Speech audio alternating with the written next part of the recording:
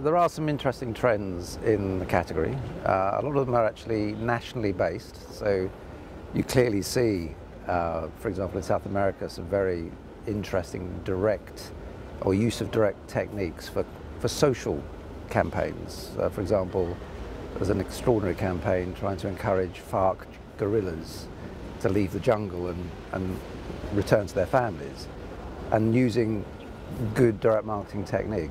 It's quite extraordinary. What we're looking for in the category is something that is distinguishably direct.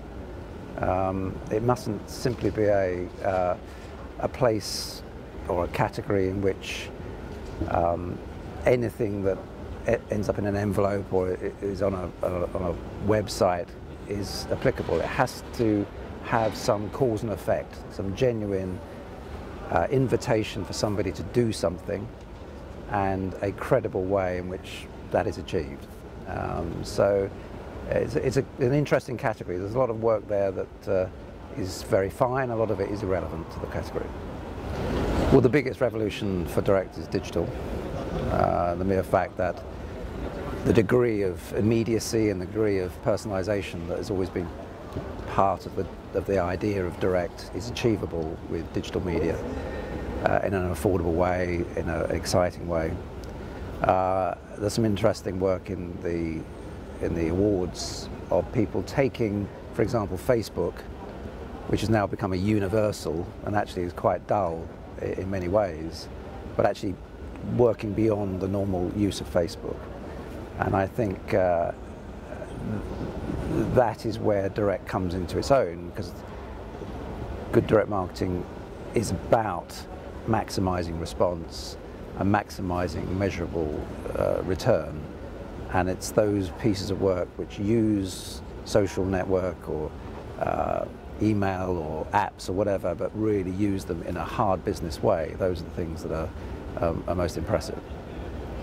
I would normally cite Tesco, because Tesco Club Card has been something I'm very involved in, but more recently there's a very fine piece of a campaign in the D&AD from IKEA in Australia, where they have a long-term relationship of sending out the catalogue.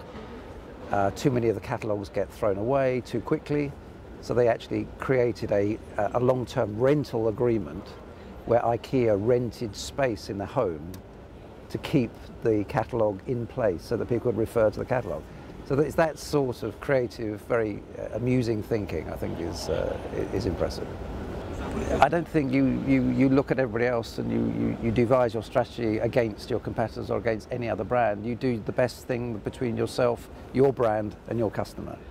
And it's not, don't get distracted by what everybody else is doing. Don't get distracted by what's fashionable and running off creating an app because everybody else has got an app.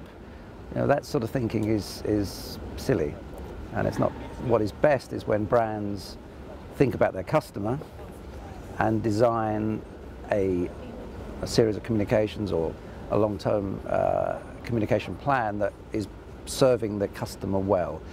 You don't always have to be completely unique or completely revolutionary, but you have to be relevant. That's the most important point.